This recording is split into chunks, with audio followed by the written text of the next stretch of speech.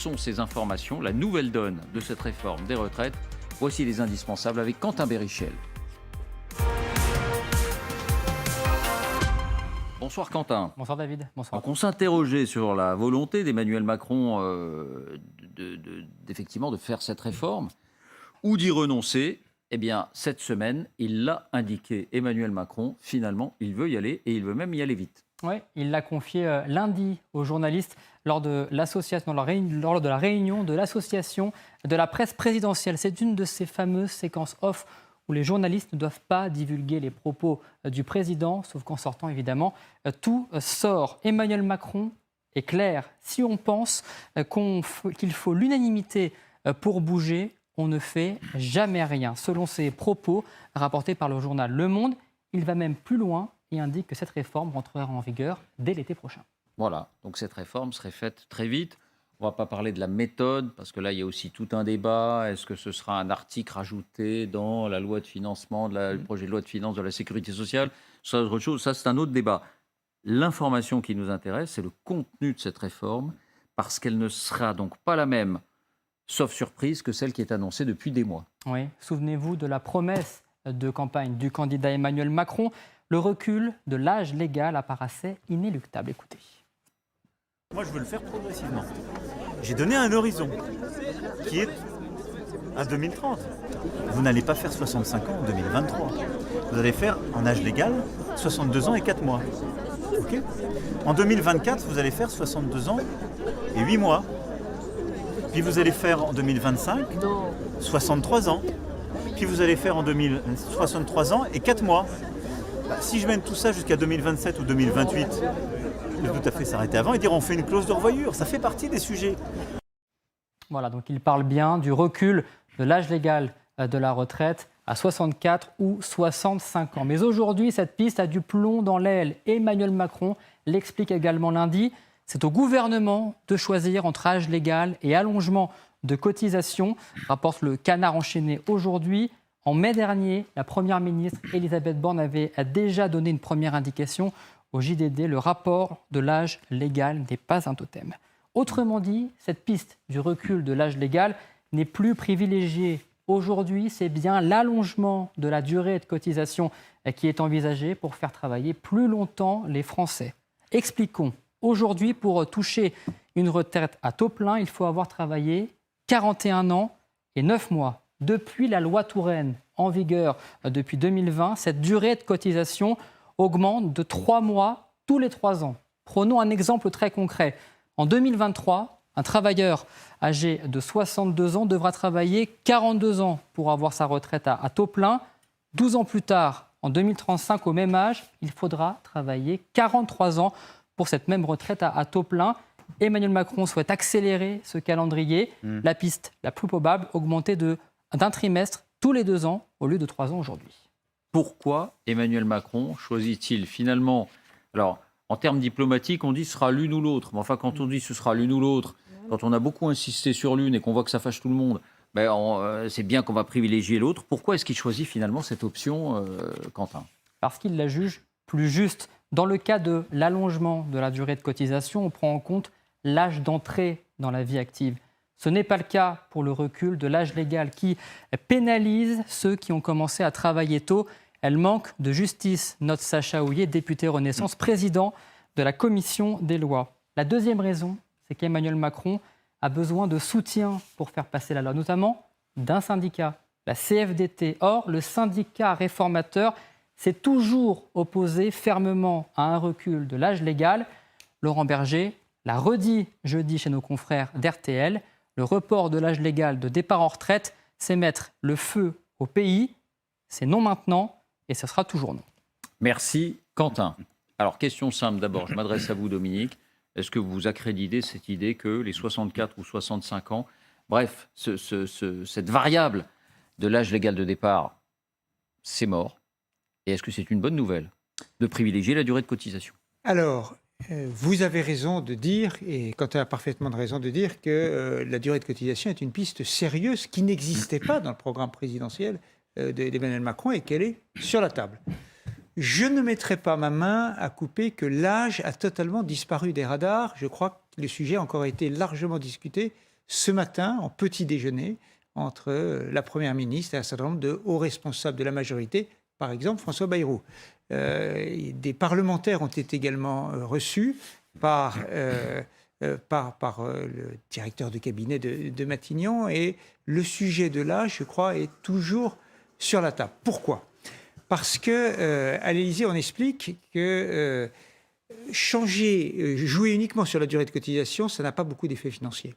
Et ça ne modifie pas forcément le comportement des entreprises. Ça n'incitera comportement pas les des entreprises dont on attend qu'elles gardent les salariés les plus âgés. Exactement, ça n'est pas un signal phénoménal. Et donc, je ne sais pas si c'est tactique ou si c'est réel, mais pour l'instant, les deux pistes restent sur la table. La question, c'est de savoir, est-ce que ça peut être l'un et l'autre ? Oui. Un petit bout d'âge, un petit bout de cotisation. Il est possible que ce soit purement tactique. On maintient tout au feu, les deux fers au feu, pour, dans quelques semaines, dire, écoutez, on a consulté, et donc, finalement, on ne garde que la durée de cotisation. Mais attention, et je finis là-dessus, la durée de cotisation, la CFDT compte l'âge, c'est sûr.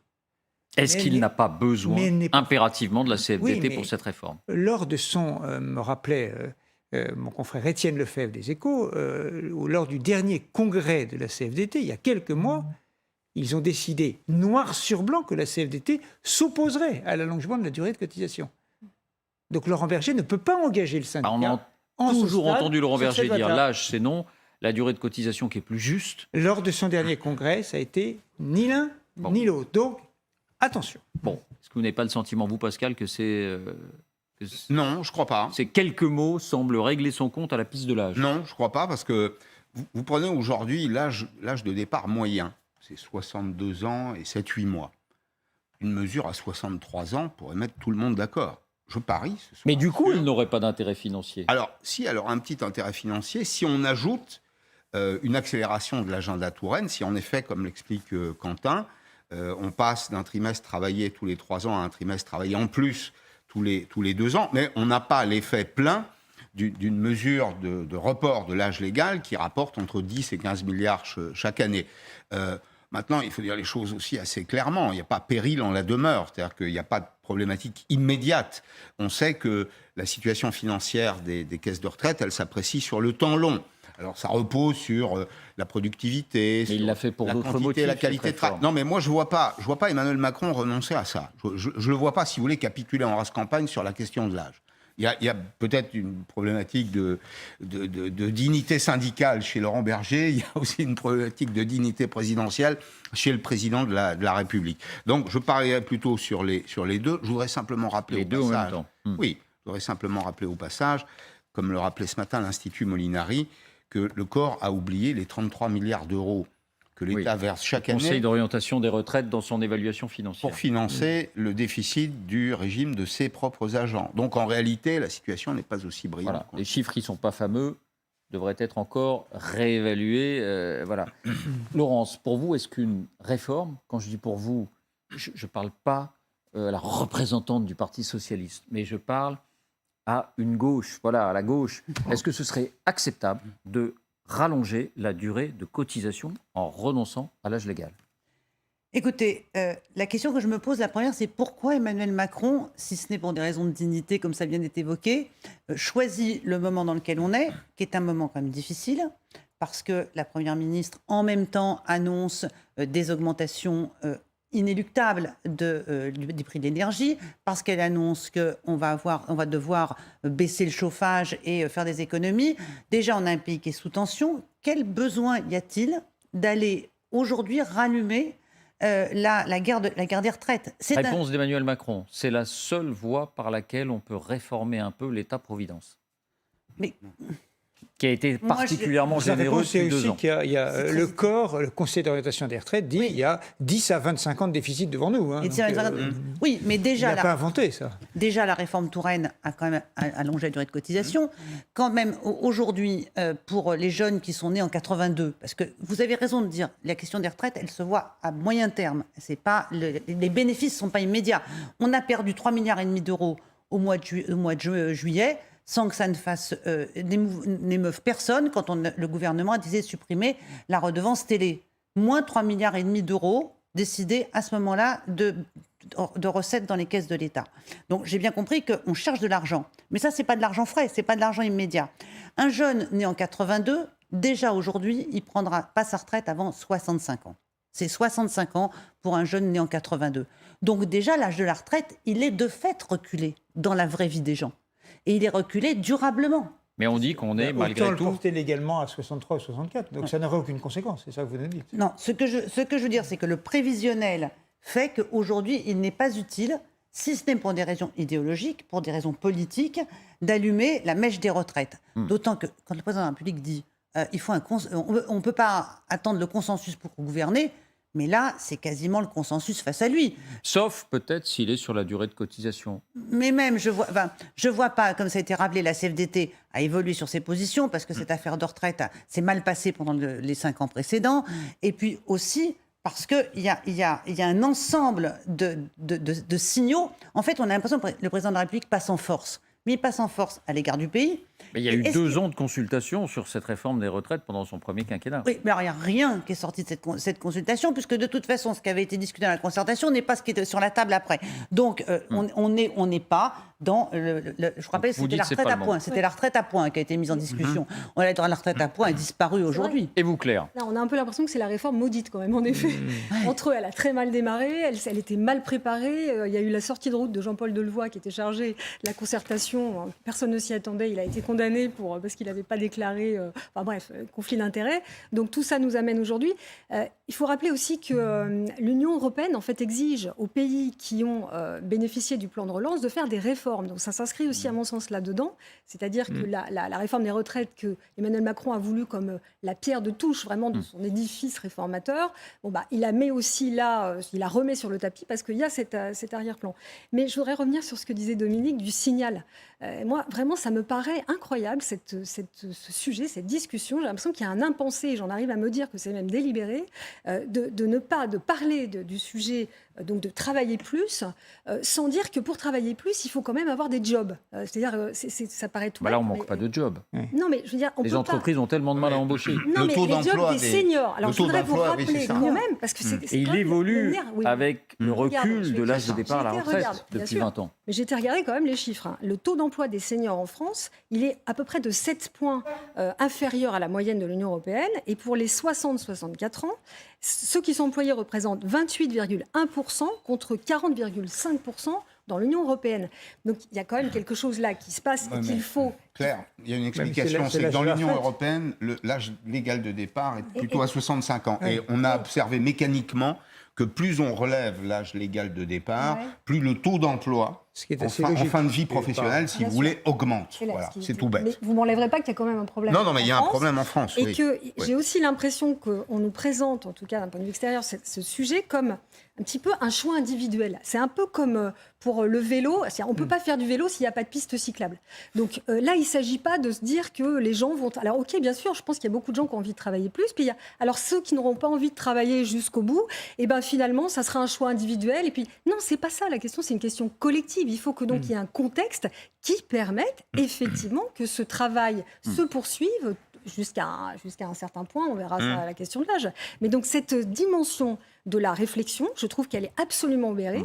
Et de fait, lorsqu'on se fixe un calendrier aussi rapproché, on s'empêche aussi de travailler avec les entreprises, de voir ce qu'elles mettent sur la table, qu'est-ce qu'elles font. C'est vrai, mais on a pour l'impression que ça fait favoriser. des années Bah et oui, des mais années qu'on en justement, parle. Pourquoi justement elles ne répondent Mais pas c'est vrai qu'on est tous forcément un peu dubitatifs, parce que ça fait quand même 4 ans que cette affaire traîne et qu'on se dit, bon, il ne va pas y arriver, etc. Vous avez des Ce qui est- doutes là, quand Emmanuel Macron dit ça se fera l'été prochain, On est ça sera fait. l'expérience récente incite quand même à savoir qu'il y À la aura des prudence. manifestations et autres. Mais il y a quand même 2 choses qui sont claires et qu'a confirmé le Conseil d'orientation des retraites, c'est qu'un, le niveau des dépenses publiques et privées consacrées aux retraites est plus élevé en France que partout ailleurs en Europe, sauf l'Italie.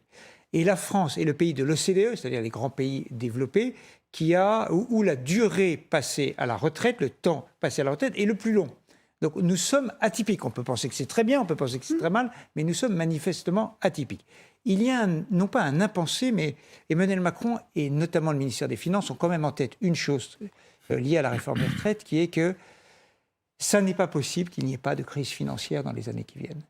Ça n'est pas possible que les questions de déficit public, le portefeuille est ouvert depuis des années de manière incroyable, que ce soit monétaire, budgétaire, ça ne va pas forcément se finir très bien. Il faut au moins trouver un levier. Donc il faut quand même, non pas envoyer un signal au marché, ça n'a pas de sens, mais à nos partenaires européens, de dire, écoutez, on essaye de faire quand même, on tient un petit peu les cordons de la bourse. Et parce que nous sommes dans une pyramide très étrange, pour l'instant ça ne tombe pas, mais franchement, s'il fallait là mettre une main à couper, que dans les 10 ans qui viennent, voire les 5 ans, ça va finir par pas se passer très bien, je crois que je mettrais au moins un demi-doigt. Très vite, Pascal, puis Laurence. Non, mais juste d'un mot, si le président de la République veut une mesure efficace sur le plan budgétaire, il n'y a qu'une solution. C'est l'âge. C'est augmenter l'âge de départ. Ça, c'est le premier point. Sinon, il n'y aura pas... C'est-à-dire que le deal avec Berger, c'est de dire, en substance, on a tellement d'argent à mettre sur l'hôpital, l'école, le changement climatique. C'est vrai qu'il faut libérer du capital quelque part, et c'est sur la retraite qu'on peut le faire. Il n'y aura pas de deal avec Berger. Mais il n'y aura pas de deal avec Berger si, effectivement, c'est une mesure d'âge, et uniquement une mesure d'âge. Laurence, l'argument de Dominique selon lequel voilà, c'est un peu open bar concernant les finances publiques depuis des années et il faut trouver un levier. C'est open bar aussi parce que depuis 2017, et ça avait même commencé un peu avant, et que déjà sous le gouvernement auquel je participais, on a quand même considérablement allégé et réduit les recettes publiques. 40 milliards de ristourne fiscale donnée aux entreprises depuis 2017, la suppression de l'ISF transformé en IFI qui a fait perdre au moins 1,5 milliard sous votre contrôle, messieurs, à peu près par an. Mais c'est marginal. Et ça n'a rien à voir avec, non, mais ça n'a jamais rien avec les 300 milliards du Covid. Quoi. 300, d'accord. 320, je sais pas combien. Mais 300 milliards du Covid, on peut peut-être les mettre de côté. Parce on que va les mettre de côté. S'il faut réformer les retraites pour payer les 300 milliards du Covid, autant dire tout de suite que le projet, c'est de supprimer la retraite. Le bouclier, on est à 50. Là, 24 plus 16, ça ne fait pas 50, mais ça ne doit pas faire loin. Mais Laurence, on dit qu'on était le pays où les taux d'imposition étaient les plus élevés du monde et qu'il fallait peut-être revenir un peu dans la norme. Oui, mais on est aussi un pays dans lequel il y a un niveau de dépenses publiques qui est élevé parce qu'il y a un niveau de protection sociale, même si ça ne va pas bien du tout en ce moment. Et quand même, Emmanuel Macron s'est fait élire en 2017 en disant qu'il allait réformer l'État. Et réformer l'État, moi, c'est peut-être la seule proposition d'Emmanuel Macron qui m'intéressait. Parce que j'ai été ministre et je sais qu'il y a dans l'État beaucoup de choses à réformer et qu'il y a des déperditions d'énergie dans l'État. C'est incontestable. Elle est où la réforme de l'État pour le rendre plus efficace ? On a eu la réforme de l'ENA. On a eu la réforme de l'ENA et des corps d'inspection, si j'ai bien compris, et des corps diplomatiques. Vous devez être sensible à une idée simple quand même, qui est qu'en France, en termes de niveau de vie, le niveau de vie des retraités est supérieur à celui des actifs. Qu'est-ce qu'on dit d'un pays ? Et donc on va faire baisser... Non, attendez, c'est pas ça que je dis. Je dis quel est l'avenir d'un pays qui accable sa jeunesse d'une certaine façon pour privilégier les vieux jours d'une partie de la population. Non, mais vous pensez vraiment que ce sont des vases communicants ? Je pense qu'il y a un lien. Aujourd'hui. Pourquoi ? Parce qu'il y a le coin social, ce qu'on appelle le coin social, c'est-à-dire l'écart entre le brut et le net qui finance la protection sociale. Et dans un système de solidarité intergénérationnelle instantanée comme le nôtre, c'est les actifs, les jeunes d'aujourd'hui qui payent la retraite de mes parents. Qu'est-ce qui va se passer s'il y a une réforme de l'âge plus réforme de la durée de cotisation ? Les gens vont quand même partir à la retraite, parce qu'ils sont fatigués. Ils vont travailler plus comme partout en Europe. Non, ils partiront plus tôt. Ils partiront plus tôt, ils partiront avec une retraite inférieure, plus faible, et on verra revenir la pauvreté des personnes âgées. Parce qu'on peut quand même se réjouir du fait qu'en 40 ans, on ait vu disparaître en France la pauvreté des personnes âgées. Le mot de la fin clair. Le mot de la fin clair. Juste peut-être un risque, en effet, c'est que ces gens-là, dès l'instant où ils seront un peu sortis du système et dans une situation financière pas terrible, ça peut nourrir un ressentiment. Mais pourquoi ils ne continueraient pas à travailler ? On ne continuerait pas à travailler davantage. Non, mais ça, sauf pour les travaux pénibles, évidemment, qu'on ne peut plus faire après 60 ans. Ça ne me pose aucun problème, je comprends la logique. Mais encore une fois, il y a des gens qui ne vont pas pouvoir, pour X raisons, tirer comme ça le fil, et ils vont se retrouver dans une situation qui va être effectivement problématique. Ça peut accentuer des inégalités sociales et le ressentiment, et ça peut avoir des conséquences sociales et politiques, parce que le ressentiment, ça nourrit aussi un certain type de vote. On en saura beaucoup plus à la fin de la semaine, parce qu'Édouard Philippe tient à Fontainebleau ses journées, je ne sais pas si c'est parlementaire, il fait sa rentrée, et à mon avis, il va en parler.